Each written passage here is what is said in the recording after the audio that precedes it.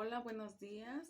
Mi nombre es Uchel Palomo. El día de hoy vamos a grabar un devocional que está basado en Zacarías 9:9. Pero antes de empezar a leer lo que el Señor nos quiere hablar, como ven si oramos para que seamos guiados por el poder del Espíritu Santo. Vamos a orar. Padre Celestial, te damos gracias esta mañana. Te damos gracias porque a través de tu palabra tú nos vas a hablar. Abre nuestros oídos espirituales, abre nuestro entendimiento para escuchar tu voz, la voz que viene de ti, Señor, y que seamos guiados por el Espíritu. Llénanos de tu paz, llénanos de tu presencia, mi Dios, y abre bien nuestra boca, Señor, para hablar lo que tú quieres hablar, Señor. Úsame a mí como ese instrumento tuyo, Señor, para edificar la vida de las personas, Padre, y que esto que vamos a leer, Señor, podamos poner toda nuestra confianza de que, como tú lo dijiste en tu palabra, así fue hecho y así va a ser. Y tú vas a seguir cumpliendo tus promesas en nuestras vidas. Te damos muchas gracias en el nombre de Jesús. Amén. Ok, pues miren, en Zacarías 9:9 dice el Señor. Esto se lo está diciendo a su pueblo Israel, porque Zacarías está en el Antiguo Testamento.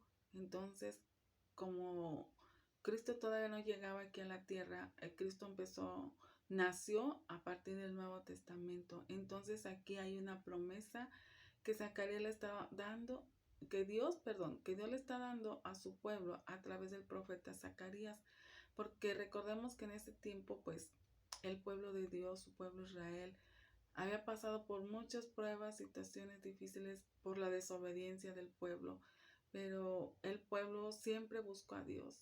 Desobedecía y luego regresaba y buscaba a través de Dios, y entonces pues ya el pueblo vivía una situación muy difícil, de mucha opresión, de mucha angustia, y todo fue a causa de su desobediencia, de no querer escuchar la voz de Dios. Pero tenemos ese Dios tan compasivo, tan misericordioso, que aunque nosotros hayamos desobedecido, Él siempre nos dice: ven a mí, regresa conmigo, escucha mi voz, yo te voy a ayudar.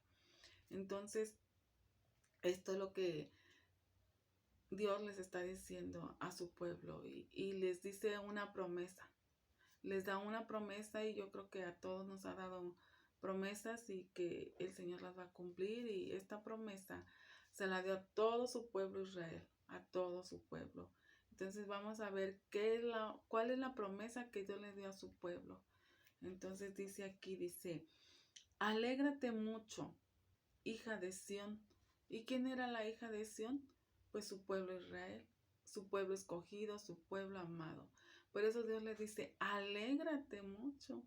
¿Se imaginan que Dios nos diga, alégrate mucho? O sea, una alegría desbordante, gigante, que no puede caber en mi corazón de tanta alegría, porque el Señor lo está diciendo, alégrate mucho, no es poquito, es mucho, mucho, una alegría que no puede caber en mi pecho, de tanta alegría, de tanto gozo. Y es una promesa que el Señor le está diciendo a su pueblo, alégrate mucho, hija de Sión, mi pueblo amado, mi pueblo escogido, alégrate mucho. Y luego dice, da voces de júbilo, hija de Jerusalén. Imagínense cómo gritaríamos del gozo, del júbilo, de que la promesa de Dios se va a cumplir en nuestras vidas. Wow, la verdad, es para alegrarse. Si Dios nos ha dado promesas, es para alegrarnos de que sus promesas se van a cumplir. Tal vez pensemos pasando por pruebas, por dificultades, por situaciones difíciles, pero si Dios está hablando a nuestras vidas y nos está diciendo, alégrate mucho, Xochitl, alégrate mucho, Castillo del Rey, porque da voces de júbilos, dice, porque he aquí tu rey vendrá. Fíjense qué hermosa promesa les dio a su pueblo. Alégrate, porque el rey va a venir, el rey de reyes, el señor de señores. O sea, no era cualquier rey, era un rey majestuoso, un rey eh, lleno de misericordia, lleno de amor, lleno de humildad. No era un un rey como todos los hombres de la tierra que se sienten reyes. No, este era un rey lleno de gloria. Y entonces por eso dice, alégrate mucho. Entonces, eso es motivo para estar alegres. Porque cuando Cristo llegó a nuestros corazones, debe de haber una alegría tan desbordante porque pues Él es el que nos abre los ojos, ¿verdad? Y luego dice, he aquí tu rey vendrá a ti. Y luego fíjense cómo dice que vendrá. Será justo y salvador. No era como los hombres de que tienen una idea muy equivocada de lo que es la justicia. Aquí Dios vendría en justicia y a salvarnos. ¿A salvarnos de qué? A salvarnos del pecado, a salvarnos de la opresión, a salvarnos de nuestras angustias, de nuestros temores, porque estamos muchas veces, a veces, tan cautivos en el temor, en la inseguridad, en el enojo sin darnos cuenta o con raíces de amargura y no nos hemos dado cuenta. Pero aquí Dios dice que el rey va a venir y va a ser justo y salvador, humilde y cabalgando sobre un asno, sobre un pollino, hijo de asna. Y ¿saben a quién se está refiriendo Dios en este pasaje? En esta promesa que le dio a su pueblo, que le dijo, alégrate mucho, porque ¿quién iba a venir? Iba a venir Cristo, Cristo el Salvador, y se cumplió la promesa, porque si ustedes se van al libro de Mateos en el Nuevo Testamento, en el primer libro del Nuevo Testamento, en el capítulo 1, en el versículo 18, ahí habla del nacimiento de Jesucristo. Fíjense, se cumplió la promesa de que Cristo vino. Y en el capítulo 1, del 18 al 21, dice, les voy a leer nada más el 21 porque está un poquito largo, pero aquí está la promesa. Y dice, y dará a luz un hijo y llamará su nombre Jesús, porque él salvará a su pueblo de sus pecados.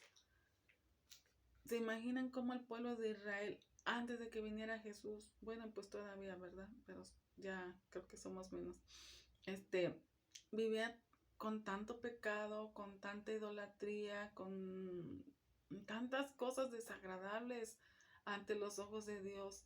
Y aún en eso el Señor tuvo misericordia de su pueblo.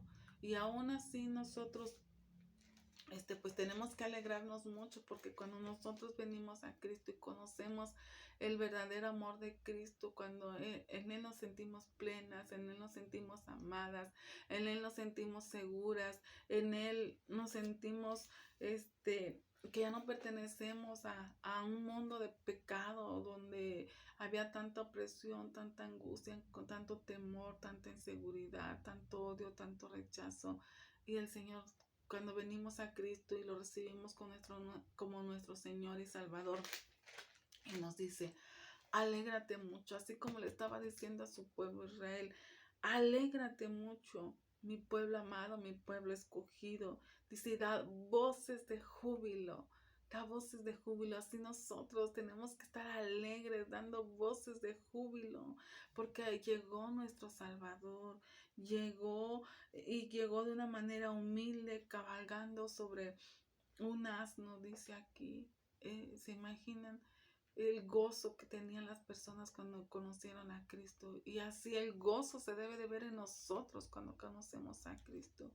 Sé que hemos pasado por pruebas, por dificultades, por situaciones difíciles, pero aún así, dice, hay un salmo, una cita, no me acuerdo ahorita, pero dice, me alegraré en el Dios de mi salvación. En medio de la situación difícil, el Señor nos dice, alégrate mucho, Xochitl, alégrate mucho, Tere, alégrate mucho, Castillo del Rey.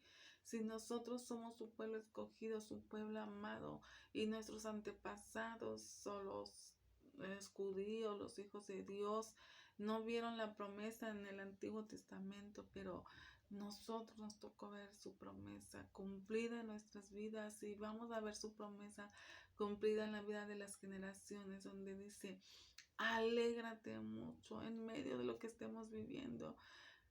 Dice el Señor, alégrate mucho y da voces de júbilo, porque el Señor vendrá a salvarnos. Y tal vez nosotros podemos ver a nuestros hijos o a mi esposo que no está entregando su vida al Señor, pero el Señor dice, alégrate, porque la alegría viene de Dios, la alegría viene de estar en su presencia, la alegría viene de buscar su rostro y dar esas voces de júbilo, porque el Señor vino a nuestras vidas y su promesa se va a cumplir de que también en la vida de mis hijos, en la vida de mi esposo, en mis generaciones, va a haber un gozo desbordante, va a haber un júbilo desbordante, porque van a venir al conocimiento de la palabra de Dios, porque está escrito que dice, alégrate mucho. O sea, no es poquito, es mucho, una alegría que no va a caber en mi corazón. Y yo debo de estar alegre porque he conocido a Cristo y desde el momento que hemos conocido a Cristo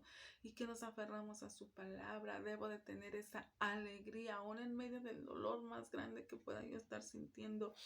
Puedo venir a Cristo y derramar mi corazón y Él me va a dar esa paz, Él me va a limpiar de mis pecados, Él me va a purificar nuestro corazón y voy a estar alegre porque hay una salvación para nuestras vidas, para nuestros descendientes y eso es motivo para alegrarme. Yo creo que todos los que conocemos a Cristo debemos de alegrarnos y esta promesa el Señor nos las está dando y nos está diciendo, Castillo del Rey, manantial abierto, alégrate mucho y canta voces de júbilo, porque el Señor ha venido a nuestro corazón y es una promesa que tenemos que creerla, mis hermanos. Tenemos que creer esa promesa de que el Señor vino y vino a salvarnos.